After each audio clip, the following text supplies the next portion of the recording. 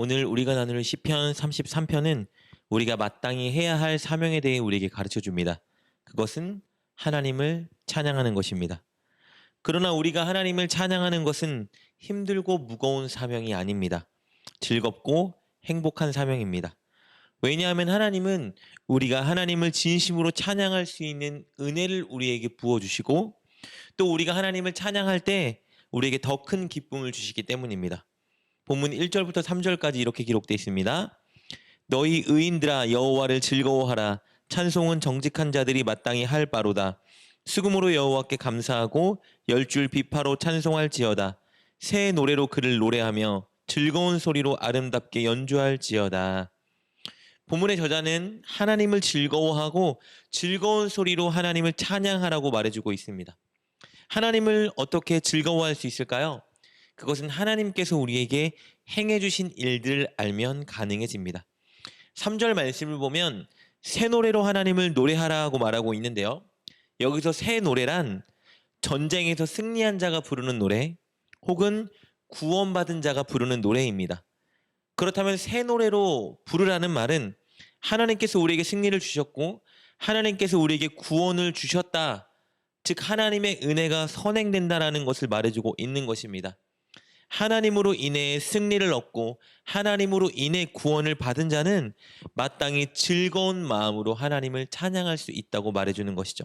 이렇게 하나님을 찬양하라고 선언한 시편 저자는 본인이 본이 되어 하나님을 찬양하기 시작합니다. 그는 먼저 하나님의 성품과 그 성품을 따라 말씀을 주시고 일하시는 하나님을 찬양합니다. 5절에서는 하나님의 성품을 찬양하는데요. 하나님은 공의롭고 정의로우신 분이고 인자하신 분이라고 찬양합니다. 5절 말씀입니다. 그는 공의와 정의를 사랑하시며 세상에는 여호와의 인자하심이 충만하도다. 그리고 4절에서는 그 아름다운 성품에 따라 말씀을 주시고 말씀을 통해 일하시는 하나님을 이렇게 찬양하죠. 여호와의 말씀은 정직하며 그가 행하시는 일은 다 진실하시도다.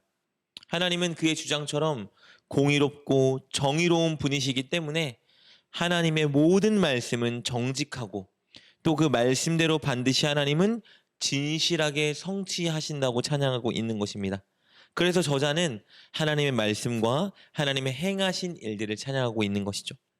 그리고 이어서 그는 하나님께서 어떤 일을 행하셨는지 찬양하는데요. 6절과 7절 말씀입니다. 여호와의 말씀으로 하늘이 지음이 되었으며 그 만상을 그의 입 기운으로 이루었도다. 그가 바닷물을 모아 무더기같이 쌓으시며 깊은 물을 곳간에 두시도다. 6절에 기록된 대로 하나님은 말씀으로 온 세상을 창조하셨습니다. 7절도 같은 내용을 다루는데요. 고대 근동에서는 바다와 깊은 물이 있는 곳을 혼돈과 악이 가득한 곳으로 여겼습니다. 그런데 그곳에서 하나님이 바닷물과 깊은 물을 통제하셨다는 것은 하나님께서 모든 것을 통치하고 다스리는 창조주라는 의미를 나타내는 것입니다. 시편 이 33편의 저자는 이렇게 위대한 일을 행하신 하나님을 찬양하고 있습니다. 그러나 다른 어떤 것보다 그가 하나님을 찬양하는 가장 주된 이유는 그 위대한 하나님께서 그들을 선택하셔서 하나님의 백성 삼아 주셨기 때문입니다. 12절 말씀입니다. 여호와를 자기 하나님으로 삼은 나라 곧 하나님의 기업으로 선택된 백성은 복이 있도다. 저자는 자신과 이스라엘이 하나님께 택함 받은 하나님의 백성이 되었기 때문에 자신들은 복이 있다고 노래하고 있습니다. 즉 그들을 백성 삼아 주신 하나님의 은혜를 고백하고 있는 거예요. 그러나 하나님은 이스라엘만의 하나님이 되는 것은 아닙니다. 이스라엘만 주목하거나 이스라엘의 인생만 살피는 것이 아니라 하나님은 온 세상 모든 자들의 인생을 살피시고 통치하십니다. 13절부터 15절까지 말씀입니다. 여호와께서 하늘에서 굽어보사 모든 인생을 살피시며 곧 그가 거하시는 곳에서 세상의 모든 거민들을 굽어 살피시는도다. 그는 그들 모두의 마음을 지으시며 그들이 하는 일을 굽어 살피시는 이로다. 왜 하나님은 온 세상 모든 자들을 굽어 살펴보고 계실까요? 그것은 하나님을 경외하며 하나님을 사랑하며 하나님의 그 사랑을 바라보는 자들을 구원해 주기 위해서입니다. 18절, 19절입니다.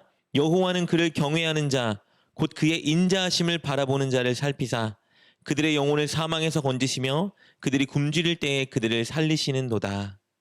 이렇게 시편 저자는 하나님을 찬양해야 하는 이유를 대며 하나님을 찬양했습니다. 말씀을 정리해 볼까요? 시편 저자는 먼저 하나님의 성품을 찬양했죠. 하나님은 공의롭고 정직하고 사랑이 많은 인자한 분이다 찬양했습니다. 그리고 저자는 하나님의 말씀과 그 말씀으로 행하신 일들을 찬양했습니다. 하나님의 말씀은 정직하고 하나님은 그 말씀으로 모든 일을 진실하게 하신다고 고백했습니다. 그리고 말씀으로 세상 모든 것을 창조하고 통치하고 계신다고 선언했죠. 그리고 끝으로 저자는 하나님이 그들을 백성 삼아 주신 것과 모든 인생을 굽어 살펴보시며 하나님 찾는 자들을 구원해 주신다고 노래했습니다. 이런 하나님 찬양하지 않을 수 없겠죠. 그래서 그는 끝으로 이렇게 고백합니다. 20절 21절 말씀입니다. 우리 영혼이 여호와를 바라며 그는 우리의 도움과 방패시로다. 우리 마음이 그를 즐거워하며 우리가 그의 성호를 의지하였기 때문이로다. 아멘. 사랑하는 여러분, 하나님이 어떤 일을 우리에게 행하셨는지 아는 것은 참으로 중요합니다. 그때 우리는 하나님께 감사할 수 있고 하나님을 찬양할 수 있기 때문입니다. 하나님은 천지를 창조하시고 통치하시는 만왕의 왕이십니다. 그런데 그렇게 높고 위대하신 분이 저와 여러분을 그분의 자녀 삼아 주셨고 우리를 지켜 보호하고 계시며 우리의 필요를 채우시고 우리를 굽어 살펴보고 계십니다. 그리고 우리를 반드시 구원하셔서 천국으로 인도해 주실 것입니다. 그 사실을 믿으신다면 우리는 하나님을 노래해야 합니다. 하나님을 찬양해야 합니다. 그럴 때 하나님이 우리 안에 넘치는 기쁨을 주실 것입니다. 늘 하나님을 찬양하되 특별히 오늘도 하나님을 찬양하는 저와 여러분 되시길 주님의 이름으로 축복합니다. 기도하겠습니다. 하나님, 우리를 자녀 삼아 주시고 굽이 살펴 지켜 보호해 주시며 우리를 구원해 주셔서 감사합니다. 늘 하나님의 그 크신 은혜를 즐겁게 노래하며 하나님을 기뻐하는 우리가 되게 하여 주옵소서. 예수님의 이름으로 기도드립니다. 아멘. 오늘 말씀을 통해 깨닫고 결단한 것은 무엇입니까? 그것을 붙들고 하나님께 기도합시다. 그리고 그렇게 실천하며 하루를 살아가는 여러분 되시길 주님의 이름으로 축복합니다.